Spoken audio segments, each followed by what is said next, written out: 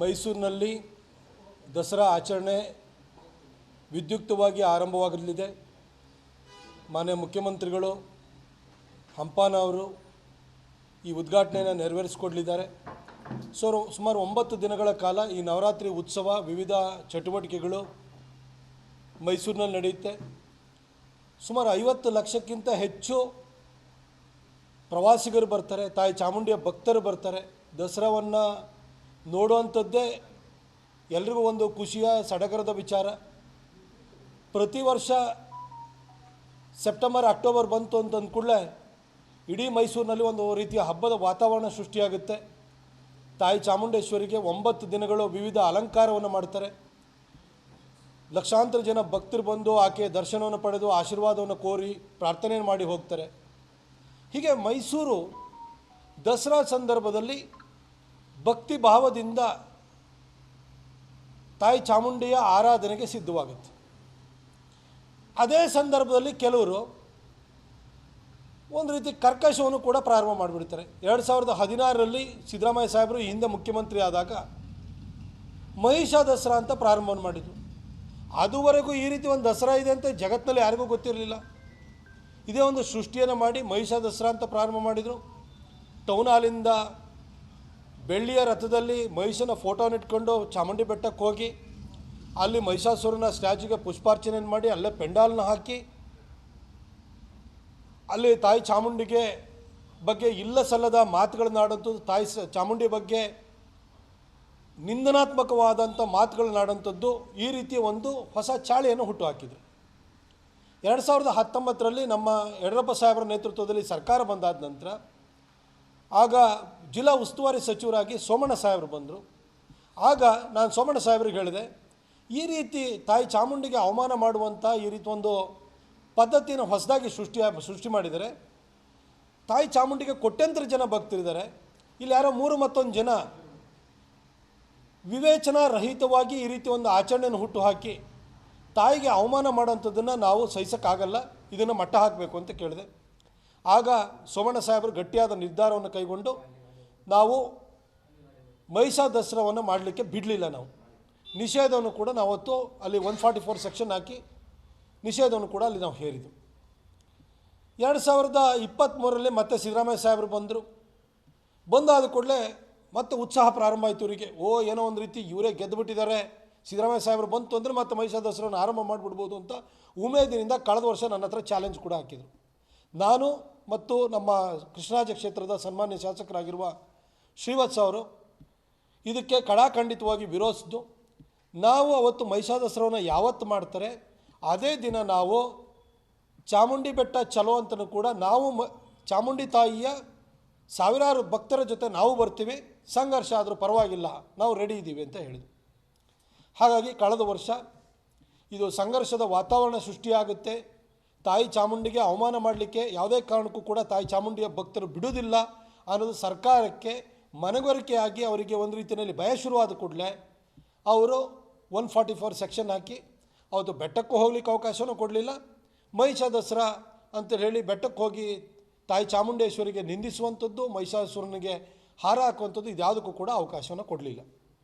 ಈ ವರ್ಷ ಮತ್ತೆ ವೀರಾವೇಶದ ಮಾತುಗಳು ಕೇಳಿಬಂದು ನಾನು ಕಳೆದ ವಾರನೂ ಕೂಡ ಸ್ಟೇಟ್ಮೆಂಟ್ ಕೊಟ್ಟೆ. ನಾನು ಮನವಿನೂ ಕೂಡ ಮಾಡಿಕೊಂಡೆ, ಯಾರು ಮಹಿಷಾ ದಸರಾವನ್ನು ಮಾಡಬೇಕು ಅಂತ ಹೊರಟಿದ್ರಿ, ಒಂದು ವೇಳೆ ನಿಮಗೆ ಮಹಿಷಾಸುರನೇ ನಿಮಗೆ ದೇವರು ಅಂತ ನಿಮಗೆ ಅನಿಸಿದರೆ ನಿಮ್ಮ ಮನೆಯಲ್ಲಿ ಮಹಿಷಾಸುರನ ಫೋಟೋ ಇಟ್ಕೊಂಡು ಮಹಿಷನಿಗೆ ನಿತ್ಯ ಆರಾಧನೆ ಮಾಡೋದಕ್ಕೆ ನಮ್ಮ ತಕರಾರಿಲ್ಲ. ಮಹಿಷನಿಗೆ ನೀವು ನಿನ್ನಂಥದೇ ಒಬ್ಬ ಮಗನ ಕೊಡುವಂಥ ದಿನ ಕೇಳಿಕೊಂಡ್ರೂ ನಮಗೆ ಬೇಜಾರ ಇಲ್ಲ. ಆದರೆ ತಾಯಿ ಚಾಮುಂಡಿ ಬೆಟ್ಟ ಇದೆಯಲ್ಲ, ಅದು ಮಹಿಷಾಸುರನ ದಸರಾ ಮಾಡಲಿಕ್ಕೆ ಸೂಕ್ತವಾದ ಸ್ಥಳ ಅಲ್ಲ. ತಾಯಿ ಚಾಮುಂಡಿಯ ಹೆಸರೇ ಮಹಿಷ ಮರ್ದಿನಿ ಅಂತ, ಮಹಿಷಾಸುರನ ಸಂಹಾರ ಮಾಡಿದಂಥಳು ಅಂತ. ಹಾಗಾಗಿ ಯಾವುದೇ ಕಾರಣಕ್ಕೂ ಅಲ್ಲಿ ಅವಕಾಶ ಇಲ್ಲ. ಅಲ್ಲಿ ಬಂದು ಏನಾದರೂ ಮತ್ತೆ ಈ ಅಬದ್ಧದ ಆಚರಣೆಯನ್ನು ಮಾಡಲಿಕ್ಕೆ ಬಂತು ಅಂದರೆ ಮತ್ತೆ ನಾವು ಚಾಮುಂಡಿ ಬೆಟ್ಟ ಚಲೋ ಕಾರ್ಯಕ್ರಮವನ್ನು ನಾವು ಚಳವಳಿನ ಮಾಡ್ತೀವಿ ಅಂತ ಹೇಳಿದ್ದೆ. ನಾಳೆ ಬೆಳಗ್ಗೆ ಚಾಮುಂಡಿ ಬೆಟ್ಟಕ್ಕೆ ಹೋಗ್ತೀವಿ, 8:30ಗೆ ಪುಷ್ಪಾರ್ಚನೆ ಮಾಡ್ತೀವಿ ಅಂತ ಮತ್ತೆ ಏನು ಪತ್ರಿಕೆಗಳಲ್ಲಿ ಹೇಳಿಕೆಯೂ ಕೂಡ ಕೊಟ್ಟಿದ್ದಾರೆ, ಇನ್ವಿಟೇಷನ್ ಆಮಂತ್ರಣ ಪತ್ರಿಕೆಯನ್ನು ಕೂಡ ಮಾಡಿದ್ದಾರೆ.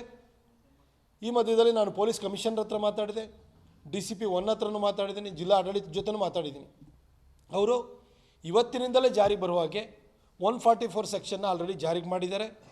ನಾಳೆಗೆ ಯಾವುದೇ ಕಾರಣಕ್ಕೂ ಕೂಡ ಅಲ್ಲಿ ಹೋಗಿ ತಾಯಿ ಚಾಮುಂಡಿಗೆ ಅವಮಾನ ಮಾಡುವಂಥ ಮಾತುಗಳನ್ನ ಆಡಲಿಕ್ಕಾಗಲಿ, ಮಹಿಷಾಸುರನಿಗೆ ಪುಷ್ಪಾರ್ಚನೆ ಮಾಡಲಿಕ್ಕಾಗಲಿ ನಾವು ಬಿಡೋದಿಲ್ಲ ಅಂತೇಳಿ ಸ್ಪಷ್ಟವಾಗಿ ಅವರು ನಮಗೆ ಭರವಸೆನ ಕೊಟ್ಟಿದ್ದಾರೆ. ಹಾಗಾಗಿ 144 ಸೆಕ್ಷನ್ನ ಅವ್ರನ್ನ ಹಾಕಿರೋದನ್ನು ಗೌರವಿಸಿ ನಾವು ಚಲೋ ಚಾಮುಂಡಿ ಬೆಟ್ಟ ಅಥವಾ ಚಾಮುಂಡಿ ಬೆಟ್ಟ ಚಲೋ ಅಂತ ಏನು ನಾವು ಚಳವಳಿನ ಹಮ್ಮಿಕೊಳ್ಳಿಕ್ಕೆ ಹೋಗಿದ್ದು, ಹಾಗಾಗಿ ಅದನ್ನು ಜಿಲ್ಲಾ ಆಡಳಿತದ ಮೇಲೆ ವಿಶ್ವಾಸವನ್ನಿಟ್ಟು ನಾವು ಕೈ ಬಿಟ್ಟಿದ್ದೀವಿ. ಆದರೆ ನಾನು ಜಿಲ್ಲಾಡಳಿತಕ್ಕೆ, ವಿಶೇಷವಾಗಿ ಪೊಲೀಸ್ ಇಲಾಖೆಗೆ ನಾನು ಸ್ಪಷ್ಟವಾಗಿ ಹೇಳಲಿಕ್ಕೆ ಬಯಸೋದಿಷ್ಟೇ, ನಾಳೆ ಏನಾದ್ರೂ ಕೂಡ ತಾಯಿ ಚಾಮುಂಡಿಗೆ ಅವಮಾನ ಮಾಡುವಂಥ ಅಲ್ಲಿ ಕೆಲಸ ನಡೀತು ಅಂದರೆ, ಯಾರಾದ್ರೂ ಮಹಿಷಾಸುರನಿಗೆ ಹೋಗಿ ಹಾರ ಹಾಕುವಂಥದ್ದು ಏನಾದರೂ ಅಬದ್ಧ ಅಲ್ಲಿ ಎಸಗಿದ್ರು ಅಂತಂದರೆ, ನಾನು ದಸರಾ ಉದ್ಘಾಟನೆ ದಿನ ಚಳುವಳಿನ ಹಮ್ಮಿಕೊಳ್ಬೇಕಾಗುತ್ತೆ. ಆವತ್ತು ನಾವು ಪ್ರತಿರೋಧ ಒಡ್ಡುವಂಥ ಕೆಲಸವನ್ನು ಮಾಡ್ತೀವಿ. ದಯವಿಟ್ಟು ನಿಮ್ಮ ಭರವಸೆಗೆ ನಾವು ಬೆಲೆನೂ ಕೊಟ್ಟಿದ್ದೀವಿ, ನಾವು ನಿಮ್ಮ ಭರವಸೆನ ನಂಬಿದ್ದೀವಿ. ಅದಕ್ಕೆ ಯಾವುದೇ ಕಾರಣಕ್ಕೂ ಚ್ಯುತಿ ಆಗದ ಹಾಗೆ ನೀವು ನಡ್ಕೊಳ್ಳಿ ಅಂತ ನಾನು ಕೇಳ್ಕೊಳ್ತೀನಿ. ಹಾಗೆ ಮಹಿಷಾಸುರನ ಆರಾಧನೆ ಮಾಡೋಕ್ಕೆ ಅಂತ ಹೊರಟಿರೋರ್ಲೂ ಕೂಡ ಮನವಿ ಏನಂತಂದರೆ, ಸಂವಿಧಾನದಲ್ಲಿ ನಮಗೆ ಹಕ್ಕಿದೆ ಅಂತೇಳಿ ನಮ್ಮ ಜಿಲ್ಲಾ ಉಸ್ತುವಾರಿ ಸಚಿವರು ಹೇಳಿದ್ದಾರೆ. ಈ ಸಂವಿಧಾನದ ಬಗ್ಗೆ ಭಾಳ ಜನ ಮಾತಾಡ್ತಾ ಇದ್ದಾರೆ. ನಾನೊಬ್ಬ ಪತ್ರಿಕೋದ್ಯಮ ವಿದ್ಯಾರ್ಥಿಯಾಗಿ ಸ್ನಾತಕೋತ್ತರ ಪದವಿನ ಓದಿದ್ದೀನಿ. ನಮಗೆ ಕಾನ್ಸ್ಟಿಟ್ಯೂಷನ್ ಒಂದು ಸಬ್ಜೆಕ್ಟೇ ಇದೆ. ಆದರೆ ಸಂವಿಧಾನದಲ್ಲಿ ಎಲ್ಲೂ ಕೂಡ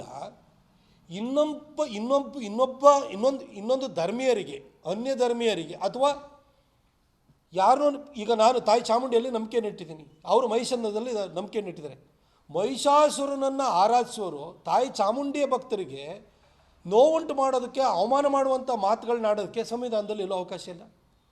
ಅನ್ಯರ ಭಾವನೆಗಳಿಗೆ ನೋವುಂಟು ಮಾಡುವಂತಹ, ಅಪಚಾರವೆಸಗುವಂತಹ ಯಾವುದೇ ಕೃತ್ಯಗಳಿಗಾಗಲಿ ಪ್ರಯತ್ನಗಳಿಗಾಗಲಿ ಕಾನ್ಸ್ಟಿಟ್ಯೂಷನಲ್ಲಿ ಎಲ್ಲೂ ಅವಕಾಶ ಕೊಟ್ಟೇ ಇಲ್ಲ.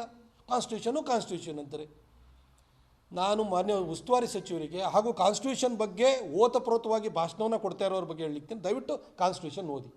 ಕಾನ್ಸ್ಟಿಟ್ಯೂಷನ್ನಲ್ಲಿ ಬೇರೆಯವರ ಭಾವನೆಗಳಿಗೆ ನೋವುಂಟು ಮಾಡುವಂತಹ ಯಾವುದೇ ಕಾರಣಕ್ಕೂ ಕೂಡ ಅಲ್ಲಿ ಅವಕಾಶ ಇಲ್ಲ. ಇಲ್ಲಿ ಏನು ಮಾಡಲಿಕ್ಕೆ ಹೊರಟಿದ್ದಾರೆ, ಮಹಿಷ ಅನ್ನುವ ದೆವ್ವವನ್ನು ದೇವರು ಮಾಡಲಿಕ್ಕೆ ಹೊರಟಿದ್ದಾರೆ. ತಾಯಿ ಚಾಮುಂಡಿ ದೇವಿಯನ್ನು ದೆವ್ವ ಮಾಡಲಿಕ್ಕೆ ಹೊರಟಿದ್ದಾರೆ. ದೆವ್ವನ ದೇವರು ಮಾಡಲಿಕ್ಕೆ, ದೇವಿಯನ್ನು ದೆವ್ವ ಮಾಡಲಿಕ್ಕೆ ಹೊರಟಿದ್ದಾರೆ. ನೀವು ಮಹಿಷಾನ ನಿಮಗೆ ದೇವರು ಅಂತ ಅನಿಸಿದರೆ ನಿಮ್ಮ ಮನೇಲಿ ಇಟ್ಕೊಂಡು ಪೂಜೆ ಮಾಡಿ. ನೀವು ಚಾಮುಂಡಿ ಬೆಟ್ಟನೇ ಹಾಕಬೇಕು, ಅದು ನಮಗೆ ಪವಿತ್ರವಾದಂಥ ಸ್ಥಳ. ದಯವಿಟ್ಟು ಅಲ್ಲಿ ಬಂದು ಈ ಅಪವಾದದ ಕೆಲಸವನ್ನು ಮಾಡಲಿಕ್ಕೆ ಬರಬೇಡಿ. ಸಾವಿರಾರು ವರ್ಷಗಳಿಂದಲೂ ಕೂಡ ತಾಯಿ ಚಾಮುಂಡಿ ಬೆಟ್ಟದಲ್ಲಿ ತಾಯಿ ಅಲ್ಲಿದ್ದಾಳೆ. ಅಲ್ಲಿ ಮಹಾಬಲೇಶ್ವರ ದೇವಸ್ಥಾನ ಕೂಡ ಇದೆ. ಕೋಟ್ಯಾಂತರ ಜನ ಭಕ್ತರು ಅಲ್ಲಿ ನಂಬಿಕೆಯಿಂದ, ವಿಶ್ವಾಸದಿಂದ ಹೋಗ್ತಾರೆ. ಹೊಯ್ಸಳರ ಕಾಲದಲ್ಲಿ ನಿರ್ಮಾಣವಾದಂಥದ್ದು. ಹಾಗಾಗಿ ಅಲ್ಲಿ ಬಂದು ಅಪಚಾರ ಮಾಡಲಿಕ್ಕೆ ಹೋಗಬೇಡಿ. ನಿಮ್ಮ ಮನೆಗಳಲ್ಲಿ ನೀವು ಯಾರನ್ನು ಬೇಕಾದ್ರೆ ಅದನ್ನ ಆರಾಧನೆ ಮಾಡಿ, ನಮಗೇನು ಬೇಜಾರಿಲ್ಲ. ಆದರೆ ನಿಮ್ಮ ದೇವರೇ ಶ್ರೇಷ್ಠ ಅಂತ ಹೇಳ್ಕೊಳಕ್ಕೆ ಹೋಗಿ ನಮ್ಮ ತಾಯಿ ಚಾಮುಂಡೇಶ್ವರಿನ ಅವಮಾನ ಮಾಡಲಿಕ್ಕೆ ಹೋದರೆ ನಾವು ಸಂಘರ್ಷಕ್ಕೂ ಸಿದ್ಧ, ಪ್ರತಿರೋಧವನ್ನು ಒಡ್ತೀವಿ.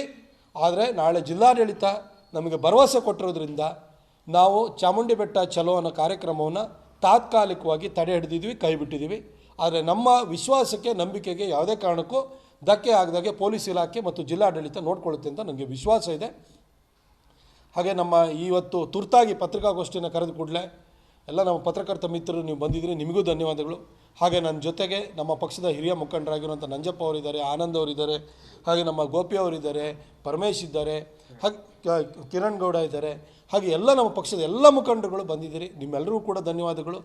ಯಾಕಂದರೆ ನಾವು ಹಿಂದೆ 2019ರಲ್ಲಿ ನಮ್ಮ ಸರ್ಕಾರ ಬಂದಾಗ ವಿ ಸೋಮಣ್ಣ ಸಾಹೇಬರ ನೇತೃತ್ವದಲ್ಲಿ 100 ಕಿಲೋಮೀಟರ್ಗಿಂತ ಹೆಚ್ಚು ದೀಪಾಲಂಕಾರವನ್ನು ಮಾಡಿ ಅದ್ಭುತವಾಗಿ ದಸರಾವನ್ನು ನಡೆಸಿಕೊಟ್ಟಿದ್ದು ನಾವು. ಯುವ ದಸರಾಕ್ಕೂ ಕೂಡ ಸೆಲೆಬ್ರಿಟೀಸನ್ನು ಬಿಟ್ಟು shuttle badminton champion, world champion ಆಗಿದ್ದಂತಹ PV ಸಿಂಧು ಅವ್ರನ್ನ ಕರೆಸಿ ನಾವು ಉದ್ಘಾಟನೆ ಮಾಡಿಸುವಂಥ ಕೆಲಸವನ್ನು ಕೂಡ ಮಾಡಿದ್ದು. ನಮ್ಮ ಸರ್ಕಾರ ಇದ್ದಾಗ ಒಳ್ಳೊಳ್ಳೆ ವ್ಯಕ್ತಿಗಳನ್ನ ಕರೆದು ನಾವು ದಸರಾ ಉದ್ಘಾಟನೆ ಮಾಡಿಸಿದ್ದು. SL ಭೈರಪ್ಪನವ್ರ ಹತ್ರನೂ ಮಾಡಿಸಿದ್ದೀವಿ ನಾವು, ಡಾಕ್ಟರ್ ಮಂಜುನಾಥ್ ಅವ್ರ ಹತ್ರನೂ ಕೂಡ ಮಾಡಿಸಿದ್ದೀವಿ ನಾವು, SM ಕೃಷ್ಣ ಅವ್ರ ಹತ್ರನೂ ಮಾಡಿಸಿದ್ದೀವಿ. ಇಲ್ಲಿಗೆ ರಾಷ್ಟ್ರಪತಿಯವ್ರನ್ನೇ ಕರ್ಕೊಂಡ್ಬಂದು ದಸರಾ ಉದ್ಘಾಟನೆ ಮಾಡಿಸೋ ಮುಖಾಂತರವಾಗಿ ದಸರಾಕ್ಕೆ ಜಾಗತಿಕ ಮಟ್ಟದಲ್ಲಿ ಪ್ರಚಾರ ಸಿಗಬೇಕು ಅಂತೇಳಿ ಹೇಳಿ ಎಲ್ಲ ಪ್ರಯತ್ನಗಳನ್ನು ನಮ್ಮ ಸರ್ಕಾರ ಇರುವಂಥ ಸಂದರ್ಭದಲ್ಲಿ 4 ವರ್ಷಗಳಲ್ಲಿ ನಾವು ಮಾಡಿದ್ದೀವಿ. ದಸರಾ ಅಂತಂದರೆ ಅದು ತಾಯಿ ಚಾಮುಂಡಿಯ, ಅದು ಅವ್ರ ತಾಯಿ ಚಾಮುಂಡಿಯನ್ನು ಭಕ್ತಿಯಿಂದ, ಶ್ರದ್ಧೆಯಿಂದ ನಾವು ಆರಾಧನೆ ಮಾಡುವಂತಹ ಆ 9 ದಿನಗಳಾಗಿವೆ.